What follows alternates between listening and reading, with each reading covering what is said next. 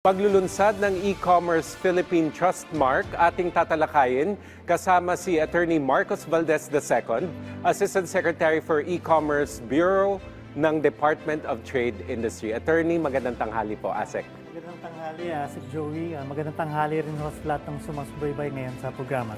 Para po maunawaan po ng ating mga kababayan, ASEC, ano po ba itong e-commerce Philippine Trustmark at sino-sino po yung kailangang makakuha nito o dapat bigyan nito? Okay, so under the Republic Act 11967 or ang ating Internet Transactions Act of 2023, naatasan po ang DTI na mag-develop po ng e-commerce Philippine Trustmark. It's a digital badge na ina-award o binibigay po ng DTI sa mga qualified nating mga, ang tinatawag natin sa kanila is online e-commerce actors. So ito yung mga digital platforms, e-marketplaces, e-retailers, online merchants. Sila po yung makaka-receive po nito. Maganda ito kasi meron akong nakikita noon sa ibang mga online platform. Tinatanong ng mga tao sa mga forum yung trustworthiness ng isang online platform. Parang may isang, hindi ko alam kung paid service yun o hindi, tapos meron silang badge. Pero maganda ito na manggagaling mismo sa ating government. So, Tama po. ano naman po yung magiging criteria para masabing deserving o karapat-dapat ang isang online platform o seller na bigyan itong Trustmark? Thank you po. Tandaan po natin, ang purpose po ng Trustmark is para magkaroon po ng assurance ng safety and security po dun sa transaction ng consumer at ng merchant. So, kailangan po magkaroon ng tiwala.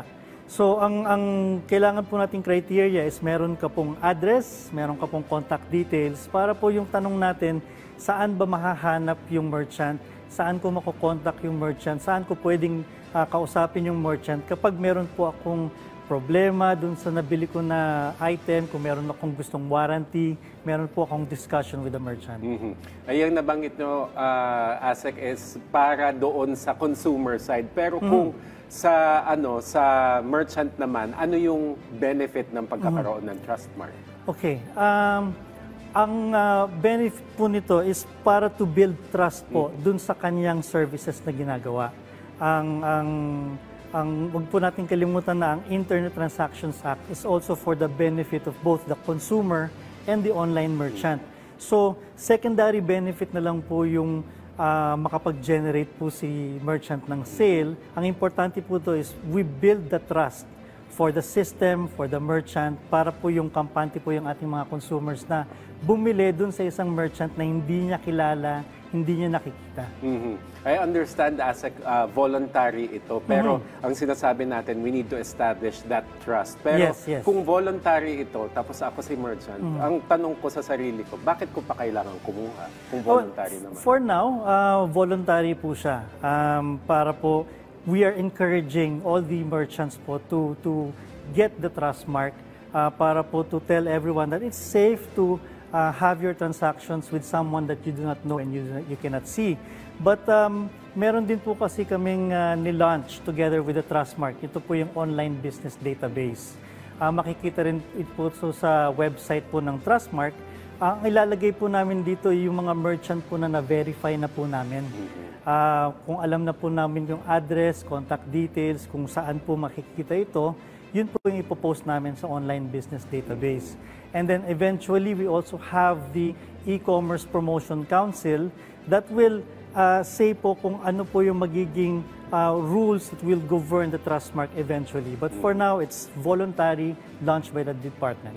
Pero alam naman natin, ASEC, once ma-build yung trust sa isang, lalo na sa isang merchant, no, you build the reputation at hindi mo na kailangan mag-advertise eventually kasi kung sabihin ng mga tao, ay, pinagkakatiwalaan yan, maganda yan, then tatangkiliking ka talaga. Tama po kayo, tama po kayo.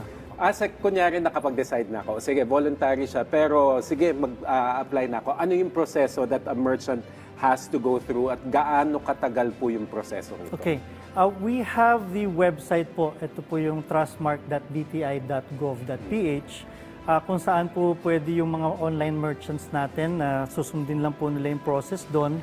And then submission po ng mga requirements that they already have if they are legitimate sellers like SEC registration or DTI registration, CDA registration, as well as yung mga BIR registration nila and yung mga addresses nila. And I think we have an instructional video that we can show sa ating public right now.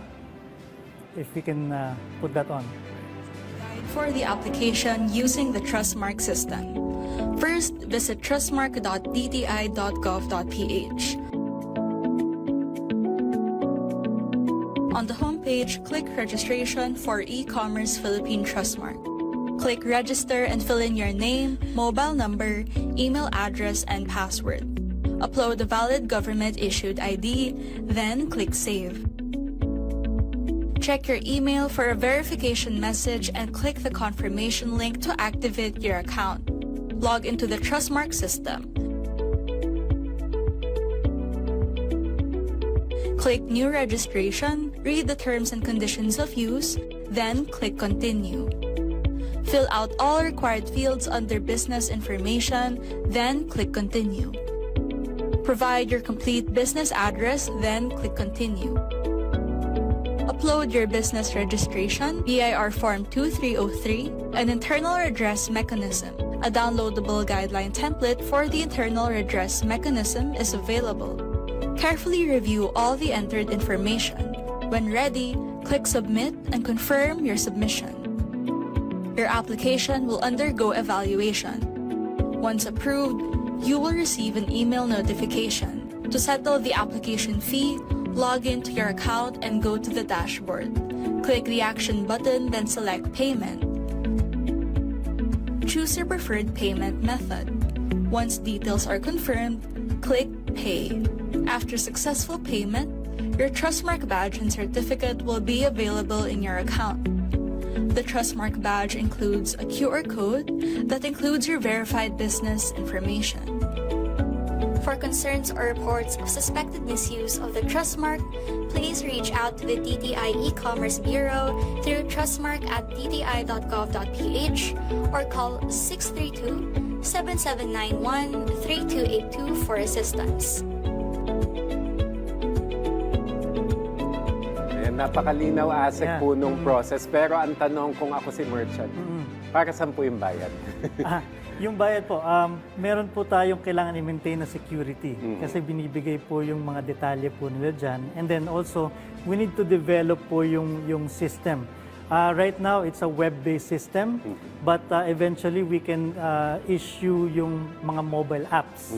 And kagandaan din nga, yung nakita ko kanina dun sa news natin, pwede rin po natin ilagay dun sa eGov super app ng ating government. Ayan, sige. Pwedeng pag-usapan yan with DICT ASEC. So, paano naman naiiba itong badge o label na ito dun sa mga ibang e-commerce badges na binibigay na? I'm not familiar with any other badge except dun sa nabanggit ko na parang international siya. Pero paano po ito naiiba? Well, yung mga iba pong mga online platforms, online merchants, meron po silang mga badges na binibigay, meron din pong mga preferred sellers.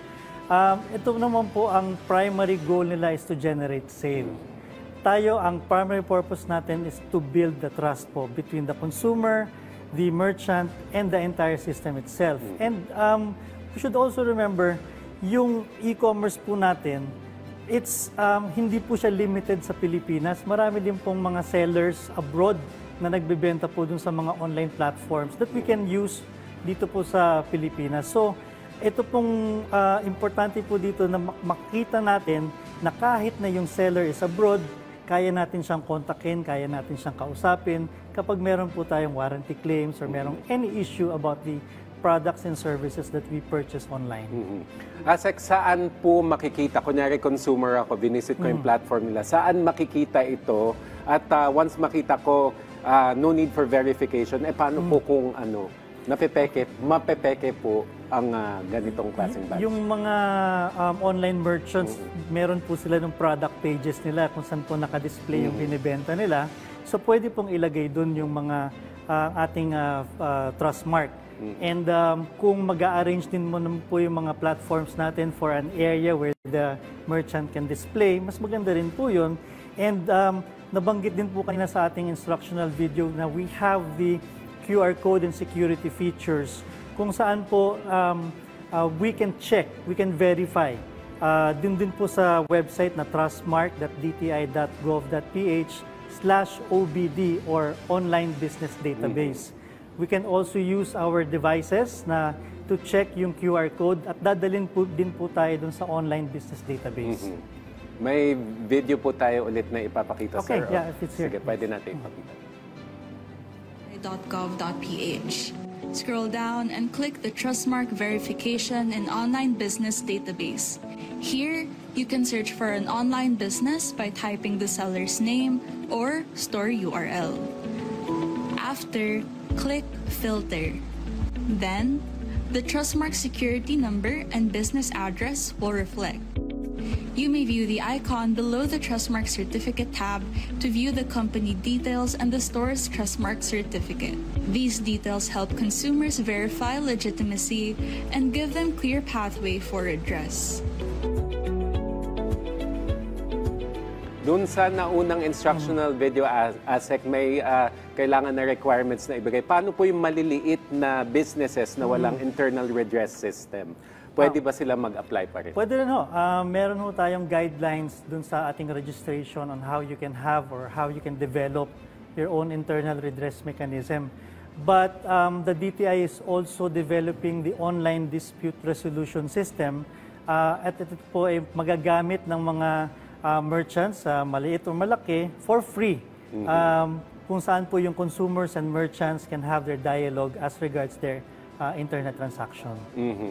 Ito po, wala po sa ating set of questions. Pero how do you think this will increase yung competitiveness naman? Nabanggit nyo kasi kanina na hindi lang naman dahil yung sa digital space, pwede siyang mag-encompass sa physical borders talaga. Yes. So how will this increase the competitiveness of Philippine businesses naman po? Well, lalong-lalo na ho na yung mga producers, manufacturers, retailers natin dito, para makapagbenta po sila sa labas ng Pilipinas, makikita po ng mga bumibili outside the country na kahit hindi ko kilala yan, kahit hindi ko alam kung saan pupuntahan yan, at least alam ko na meron tayong matitrace natin yung merchant, merong government agency na tutulong sa kanila through the Trustmark and the online dispute resolution system as well as the online business database. Sorry, hindi ko natanong, ASEC. So ano na to?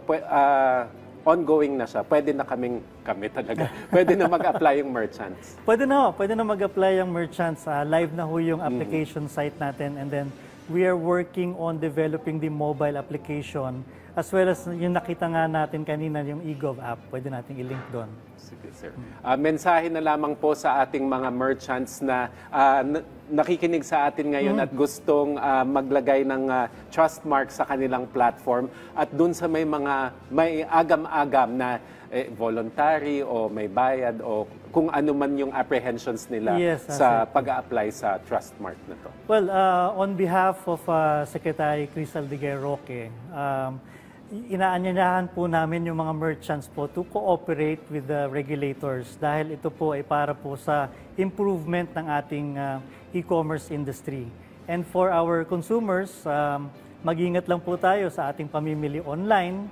Wag po nating gawing totoo yung budol is real. Pag-isipan po nating maigi.